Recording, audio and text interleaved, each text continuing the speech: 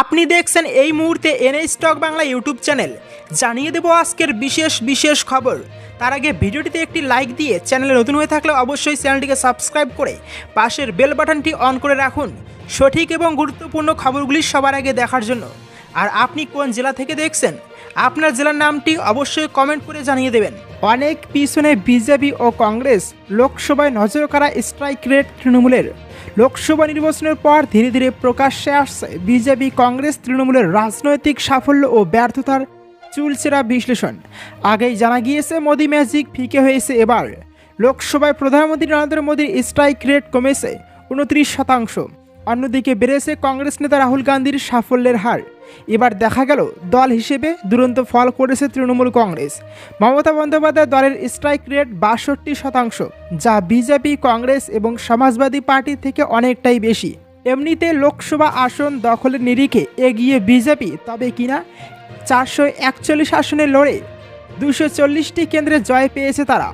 অতএব গেরুয়া শিবিরের স্ট্রাইক রেট 54%। অন্যদিকে চলতি নির্বাচনে কংগ্রেসের আসন সংখ্যা বাড়লেও 328 আসনে প্রার্থী দিয়ে মাত্র 99টি লোকসভা কেন্দ্রের সাফল্যের মুখ দেখেছে তারা। স্ট্রাইক রেট তলানিতে 30%। অখিলেশ যাদবের সমাজবাদী পার্টির পরিসংখ্যান কিছুটা ভালো। 70 আসনে লড়ে 37টিতে জয় পাওয়ায় স্ট্রাইক রেট 53%। যদিও ঘাসফুলকে ছাপিয়ে যেতে পারেনি তারাও। সদ্য সমাপ্ত লোকসভা নির্বাচনে 47 আসনে প্রার্থী দিয়েছিল তৃণমূল। 29টি কেন্দ্রে জয় ছিনিয়ে নিয়েছে তারা। সাফল্যের হার নজর কাড়া 62%। এবারের ভোটে পশ্চিমবঙ্গের 42টি আসন ছাড়াও উত্তরপ্রদেশ এবং অসমে প্রার্থী দিয়েছিল তৃণমূল কংগ্রেস। জিততে না পারলেও ভিন্ন রাজ্যের 5 আসনে নিজের ছাপ রেখেছে। চমকে দেওয়া ফল করেছে উত্তরপ্রদেশের ভাদোহী কেন্দ্রের তৃণমূল প্রার্থী ললিতেশ পতি ত্রিপাঠী। বিজেপি প্রার্থীর কাছে 44,000 ভোটে পরাজিত হলেও যোগীরাজ্যের তৃণমূলের সমর্থনে 4,16,000 ভোট পেয়ে চমকে দিয়েছিলেন তিনি। বিশ্লেষকদের বক্তব্য, এই সাফল্যের পিছনে রয়েছে তৃণমূল সুপ্রিমোর দিনরাত এক করা পরিশ্রম। তীব্র গরমে প্রায় শতাধিক জনসভা করেছেন বাংলার মুখ্যমন্ত্রী। দলের এই ঝলমলে সাফল্যে বড় ভূমিকা রয়েছে অভিষেক বন্দ্যোপাধ্যায়েরও। সেই কারণেই ডিএমকে 100%, টিডিপি 94%, জেডিইউ এর 75%, এনসিপির 67% মতো আঞ্চলিক দলগুলিকে বাদ দিলে তৃণমূলই লোকসভা নিরিখে সবার উপরে। ওদেরকে কি সরানো হচ্ছেই? বাংলায় এবার বিশেষ নজর দিল্লির। এবার কি তবে সত্যি প্রদেশ কংগ্রেস সভাপতির মুখ হিসেবে অধীর চৌধুরীকে বদলাতে চলেছে দিল্লি? লোকসভা নির্বাচনে অধীর চৌধুরীর হারের পর থেকেই এই বদলের জল্পনা শুরু হয়। গুঞ্জন ছড়িয়েছিল বেশ কয়েকদিন আগেই নাকি দিল্লিতে কেন্দ্রীয় নেতৃত্বের কাছে তার পদত্যাগপত্র পাঠিয়েছিলেন অধীর চৌধুরী। যদিও প্রদেশ কংগ্রেসের তরফে এই জল্পনা ভিত্তিহীন বলেই দাবি করা হয়। এরই মধ্যে নতুন করে আবারও চর্চা শুরু। শোনা যাচ্ছে প্রদেশ কংগ্রেস সভাপতি নিয়ে চূড়ান্ত সিদ্ধান্ত নিতে এবার দিল্লিতে তলব করা হয়েছে বঙ্গের নেতাদের। সূত্রের খবর, চলতি মাসের 8 থেকে 10 তারিখের মধ্যেই বাংলা নিয়ে দিল্লিতে একটি বিশেষ বৈঠক ডাকা হচ্ছে কংগ্রেসের তরফে। এই বৈঠকে পশ্চিমবঙ্গের প্রদেশ নেতৃত্বের তরফে কমপক্ষে 25 জনকে ডাকা হবে বলে সূত্রের খবর। সম্প্রতি এআইসিসির তরফে প্রতিনিধি দল এসেছিল বাংলায়, যেখানে প্রদেশ নেতৃত্বের সঙ্গে তারা কথা বলে মতামত নেয় বলে খবর। সূত্রের দাবি, ওই বৈঠক থেকে স্থির হয়েছিল পশ্চিমবঙ্গের প্রদেশ সভাপতি কে হবেন তা নিয়ে যাবতীয় সিদ্ধান্তের ভার কংগ্রেস সভাপতি মল্লিকার্জুন খার্গের উপর ন্যস্ত করা হয়েছে। সর্বসম্মতিক্রমে এই সিদ্ধান্ত গ্রহণের পর প্রদেশ কংগ্রেস নেতৃত্বের গুরুত্বপূর্ণ নেতাদের নিয়ে বসেন অল ইন্ডিয়া কংগ্রেস কমিটি বা এআইসিসির প্রতিনিধিরা। তারা সবার মতামত নেন বলে খবর। সেই মতামত নিয়ে দিল্লিতে কংগ্রেস নেতৃত্বের কাছে জমা দিয়েছে ওই প্রতিনিধি দল। এবার খবর, দিল্লিতে ডাকা হচ্ছে বাংলার প্রদেশ নেতৃত্বকে। সব থেকে বড় কথা, এবার কি তবে বদলে যাবে প্রদেশ সভাপতি? সত্যি কি বঙ্গ রাজনীতিতে অধীর জমানা শেষ এবার? এই প্রশ্নই ঘুরপাক খাচ্ছে রাজনৈতিক মহলে। সম্প্রতি কলকাতায় দিল্লি কংগ্রেস নেতৃত্ব বৈঠক করেছিলেন।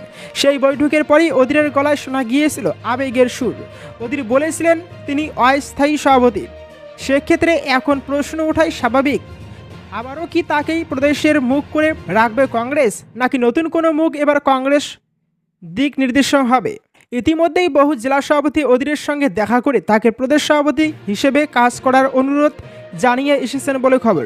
তবে এক্ষেত্রে অবশ্যই চূড়ান্ত সিদ্ধান্ত নেবেন কংগ্রেস হাইকমান্ড। 2025-এর পর আর ক্ষমতায় থাকবেন না উনি। বিস্ফোরক কিশোর কাকে নিয়ে ভবিষ্যৎবাণী? লোকসভা নির্বাচন মিটতেই এবার পুরোদস্তুর বিহার রাজনীতি নিয়ে পড়ে গেলেন ভোটকুশলী প্রশান্ত কিশোর। জেডিইউ এর জাতীয় কার্যনির্বাহী বৈঠক নিয়ে নীতিশ কুমারকে তীব্র আক্রমণ করলেন জনসুরজ পদযাত্রার মূল হোতা প্রশান্ত কিশোর। তিনি বলেন, বিহারের জনগণ এবার নীতিশ কুমারকে এমনভাবে চেয়ার থেকে সরিয়ে দেবে যে কোনো কথা বলার মতো অবস্থায় থাকবেন না তিনি। আমি প্রশান্ত কিশোর আপনাদের প্রথমেই বলতে চাই, সঠিক উদ্দেশ্য নিয়ে কাজ করা কখনোই বৃথা হবে না। পিকের দাবি, লোকসভা নির্বাচনে বিজেপি যদি বিপুল সংখ্যাগরিষ্ঠতা পেত তাহলে নীতিশ কুমারের গল্প ওখানেই শেষ হয়ে যেত। বিহারের মানুষও চায় 2025 সালের পর নীতিশ কুমার আর থাকবেন না। বিহারের মানুষ যদি বিহারের বাইরে গিয়ে কাজ করতে না চায় তাহলে আমাদের নীতিশ কুমারকে হারাতে হবে। শুধু নীতিশ কুমার নয়, তেজস্বী যাদব ও লালু প্রসাদ যাদবকেও আক্রমণ শানিয়েছেন প্রশান্ত কিশোর। পাশাপাশি বিজেপিকেও নিশানা করেছেন তিনি। 2025 সালের বিধানসভা নির্বাচনের আগে এই বছরের 2রা অক্টোবর জনসুরজ পার্টি গঠন করতে চলেছেন পিকে। বিহারের 243টি বিধানসভা আসনে প্রতিদ্বন্দ্বিতা করার প্রস্তুতিও নিচ্ছেন প্রশান্ত কিশোর। তার দলের সংগঠনের জন্য একটি কমিটিও গঠন করেছেন। প্রসঙ্গত, তৃতীয় এনডিএ সরকার গঠনে গুরুত্বপূর্ণ ভূমিকা নিয়েছেন নীতিশ কুমার। নীতিশের দল জেডিইউ এবং চন্দ্রবাবু নাইডুর টিডিপির সমর্থনেই সংখ্যাগরিষ্ঠতা পেয়েছে নরেন্দ্র মোদী সরকার। প্রথমে ভাবা হয়েছিল সুযোগ পেয়ে নীতিশ হয়তো চাপে ফেলবেন বিজেপিকে, স্পিকারের মতো পদের দাবি জানাতে পারে জেডিইউ।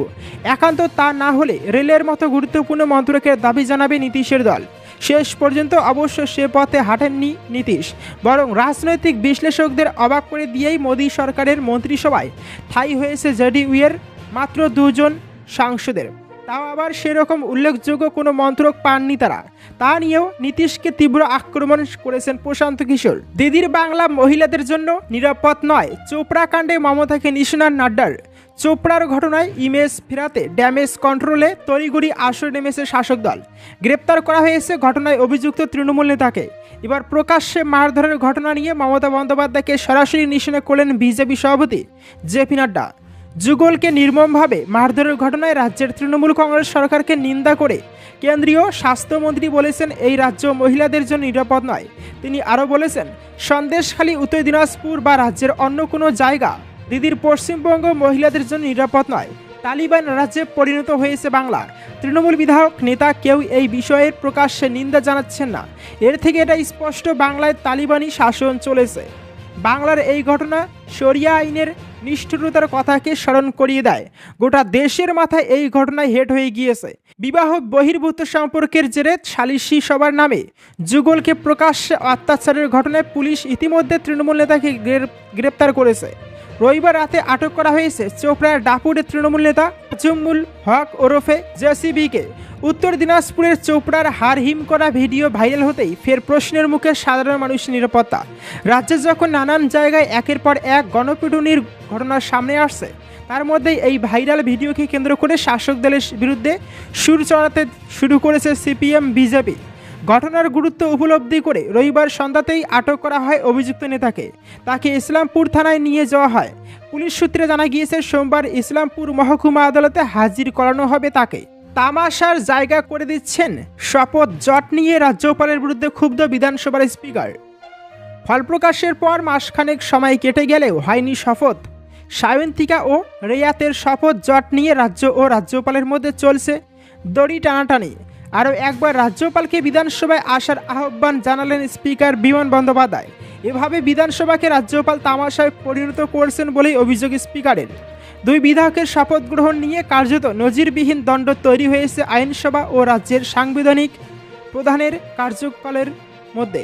এই টানাপোড়েনের জেরে নিজেদের কাজ শুরু করতে পারছেন না বলে অভিযোগ সায়ন্তিকা ও রেয়াতের। বিধানসভায় শপথ নেওয়ার দাবিতে অনড় থেকে দুজনেই রোজ ধর্নায় বসছেন। পাশে পেয়েছেন তৃণমূল নেতৃত্বকে। রোজই প্রায় দলের কোনো না কোনো শীর্ষ নেতা এই ধর্নায় যোগ দিচ্ছেন। সোমবার বিধানসভা চত্বরে ফের ধর্নায় বসেন সদ্য জয়ী বরানগরের বিধায়ক সায়ন্তিকা বন্দ্যোপাধ্যায় এবং ভগবান গোলার রেয়াত হোসেন সরকার। 2 জয়ী তৃণমূল প্রার্থীকে পাশে নিয়ে সাংবাদিকদের মুখোমুখি হন স্পিকার বিমান বন্দ্যোপাধ্যায়। 2 বিধায়কের শপথ নিয়ে আর এক মুহূর্ত দেরি করতে চান না তিনি। বলেন, আমি চাই আজই শপথ হোক। সারা রাজ্যের মানুষ দেখছেন, তামাশার জায়গা করে দিচ্ছেন। রাজ্যপালের বোঝা উচিত এখনও আমি তার কাছে আবেদন করব আপনি আসুন, ওদের শপথ বাক্য পাঠ করান। আমি আপনাকে গেট থেকে রিসিভ করে বিধানসভায় নিয়ে আসব। তিনি আরও বলেন, আমি আগেই বলেছি, আবারও বলছি, রাজ্যপাল আসুন, বিধানসভায় ওদের শপথ বাক্য পাঠ করান। আর যদি ওনার এখানে আসতে অসুবিধা থাকে তাহলে পরিষদীয় গণতন্ত্রের কনভেনশন অনুযায়ী স্পিকারের উপর দায়িত্ব দিন শপথ বাক্য পাঠ করাতে। শপথ জট নিয়ে রাজ্যপাল সিবি আনন্দ বোসের বিরুদ্ধে ক্ষোভ উগরে দেন সায়ন্তিকা বন্দ্যোপাধ্যায় এবং রেয়াত হোসেন সরকারও।